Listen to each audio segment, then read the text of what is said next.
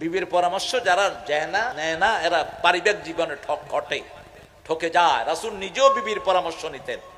যেমন সফরে রোজা ভাঙা, রাসূলকে যখন আল্লাহ নির্দেশ দিলেন ইন কুনতুম মারিদান আও আলা সাফারিন ফাইদ্দাতুম মিন আইয়ামিন উখর ওয়া আলাল্লাযিনা ইউতিকুনাহু ফিদিয়াতু তুআমু মিসকিন, আল্লাহ বললেন তোমরা রোজা রাখো, তবে যদি কেউ সফরে থাকে, if you are travelling to somewhere else, if you are ill, তুমি অসুস্থ, তাহলে তুমি রোজা ভাঙতে পারো। রাসূল সফরে গেলেন, সাহাবায়ে কিরামকে বললেন এই রোজা ভাঙো, একজন রোজা ভাঙেন নাই।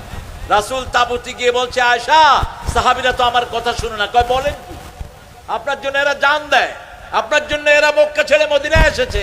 কয় দেখো আমি বলছি আল্লাহ নির্দেশ দিয়েছেন রোজা ভাঙো, কেউ রোজা ভাঙছে না।